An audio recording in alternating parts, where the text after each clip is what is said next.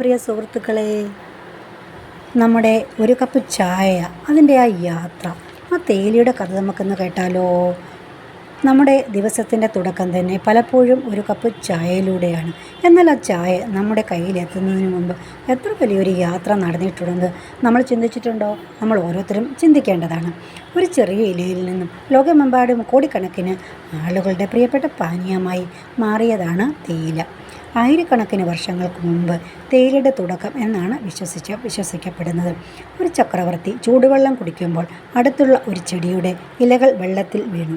ആ വെള്ളത്തിന് നല്ല സുഗന്ധവും രുചിയും ഉണ്ടെന്ന് അദ്ദേഹം കണ്ടെത്തി. അങ്ങനെ തേയിലയുടെ ഉപയോഗം ആരംഭിച്ചു എന്നാണ് പറയപ്പെടുന്നത്. കാലക്രമേണ ഇന്ത്യയുടെ അതുപോലെ തന്നെ ലോകത്തിൻ്റെ പല ഭാഗത്തും നമ്മുടെ ഈ തേയില വ്യാപിച്ചു. ഇന്ത്യയുടെ ചില മലനിരകളിൽ വിശാലമായ തേയിലത്തോട്ടങ്ങൾ രൂപപ്പെട്ടു. മലനിരകളിലെ തണുപ്പും കാലാവസ്ഥയും മഴയും തേയില കൃഷിക്ക് അനുയോജ്യമാണ്. നമ്മുടെ കേരളത്തിലും ധാരാളം തേയില കൃഷികൾ ഇപ്പോൾ ഉണ്ടല്ലോ. മൂന്നാറിലൊക്കെ തേയിലയുടെ ഇലകൾ കൈകൊണ്ട് അല്ലെങ്കിൽ യന്ത്രങ്ങൾ ഉപയോഗിച്ച് പറിച്ചെടുക്കുന്നു. തുടർന്ന് അവ ഉണക്കി പായ്ക്ക് ചെയ്ത് ചായയായി നമ്മുടെ വീടുകളിലെത്തുന്നു. ഇന്ന് ഒരു കപ്പ് ചായ വെറും പാനീയം മാത്രമല്ല, സൗഹൃദത്തിൻ്റെയും വിശ്രമത്തിൻ്റെയും സന്തോഷത്തിൻ്റെയും പ്രതീകമാണ്. അതുപോലെ നമുക്ക് ചായയ്ക്ക് ധാരാളം ഗുണങ്ങളുണ്ട്. ഊർജ്ജം നൽകുന്നു, അതുപോലെ തന്നെ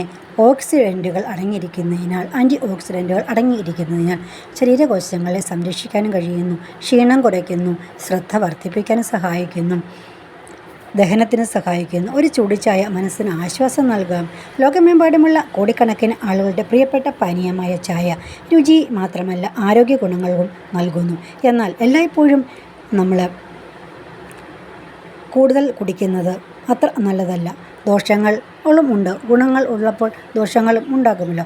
അമിതമായി കുടിച്ചാൽ നമുക്ക് ഉറക്കക്കുറവുണ്ടാകും, വിശപ്പ് കുറയും, പല്ലുകളിൽ കറയുണ്ടാകും. അപ്പോൾ ഒന്നും അമിതമാകരുത് എന്നുള്ളതാണ്. ചായ കുടിക്കുക, നല്ല ഉന്മേഷം കിട്ടും. അപ്പം അധികമായാൽ ശരീരഭാഗങ്ങൾക്കൊക്കെ അഴുക്കാണ്. ഒരു ചെറിയ തേയിലയിൽ നിന്നും ആരംഭിച്ച യാത്ര ഇന്ന് ലോകത്തിലെ ഏറ്റവും പ്രിയപ്പെട്ട പാനീയമായി മാറിയിരിക്കുകയാണ്. ചായയ്ക്ക് നിരവധി ഗുണങ്ങളുണ്ട്. എന്നാൽ മിതമായ അളവിൽ ഉപയോഗിച്ചാൽ അതിൻ്റെ യഥാർത്ഥ ഗുണം നമുക്ക് ലഭിക്കുന്നതാണ്. അപ്പോൾ നമ്മൾ ദോഷങ്ങളും ഉണ്ട്. ആ ദോഷങ്ങളൊക്കെയാണ് നമ്മൾ പറഞ്ഞത്. അപ്പോൾ ഇനി എല്ലാവരും ചായ കുടിക്കുമ്പോൾ നമ്മുടെ ഈ ചായയുടെ കഥ ഓർക്കുക. അപ്പോൾ നമുക്ക് ഈ വീഡിയോ ഇഷ്ടപ്പെട്ടോ എല്ലാവർക്കും? ചായയുടെ കഥ ഇഷ്ടപ്പെട്ടോ എല്ലാവർക്കും? അപ്പോൾ തേയിലയുടെ കഥ ഇഷ്ടപ്പെട്ടോ എല്ലാവർക്കും? അപ്പോൾ തേയിലയുടെ കഥ എങ്ങനെയൊക്കെയാണ്, എവിടെ നിന്നാണ് വന്നത് എന്നൊക്കെയുള്ളത് നമുക്ക് മനസ്സിലായല്ലോ. വീഡിയോ അപ്പോൾ എല്ലാവരും കാണണം. വീഡിയോ കണ്ട് എല്ലാവരും ഇഷ്ടപ്പെടുകയാണെങ്കിൽ കമൻറ്റ് ചെയ്യുക. ഏത് ചായയാണ് എല്ലാവരും കുടിക്കുന്നത്, ഏത് തേയിലയാണ് കുടിക്കുന്നത്? തേയിലത്തോട്ടങ്ങളൊക്കെ സന്ദർശിച്ചിട്ടുണ്ടോ എല്ലാവരും? അപ്പോൾ ഇഷ്ടപ്പെടുകയാണെങ്കിൽ ലൈക്ക് ചെയ്യാനും സബ് ചെയ്യാനും സബ്സ്ക്രൈബ് ചെയ്യാനും മറക്കരുത് ആരും എന്നുള്ളതും കൂടെ ഒരു ഓർമ്മപ്പെടുത്തലാണ്. നമ്മളിനിയും വീണ്ടും ഇങ്ങനെയുള്ള കഥകളായിട്ട് നമ്മൾ എത്തിച്ചേരുന്നതാണ്.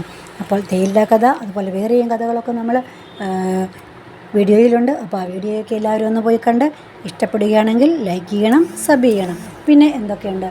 തേയിലയുടെ കഥ ഇഷ്ടപ്പെട്ടോ എല്ലാവർക്കും? ചായ കുടിക്കുമ്പോൾ ഈ തേയിലയുടെ കഥ ഓർക്കുമോ എല്ലാവരും? തേയില എങ്ങനെയാണ് ഉണ്ടായത്, എവിടെയാണ് ഉണ്ടായത് എന്നൊക്കെ ചിന്തിക്കുമോ എല്ലാവരും? ഇപ്പോൾ തേയിലത്തോട്ടങ്ങൾ സന്ദർശിക്കുക, അത് തന്നെ ഒരു സന്തോഷമാണ്. ഇങ്ങനെയുള്ള നല്ല സ്ഥലങ്ങൾ സന്ദർശിക്കുന്നത്. മൂന്നാർ പോലെയുള്ള സ്ഥലങ്ങളിൽ പോയാൽ നല്ല തേയില നമുക്ക് ലഭിക്കുകയും അപ്പോൾ നമുക്ക് അങ്ങനെയുള്ള തേയിലത്തോട്ടങ്ങൾ സന്ദർശിക്കുകയും ചെയ്യുമ്പോൾ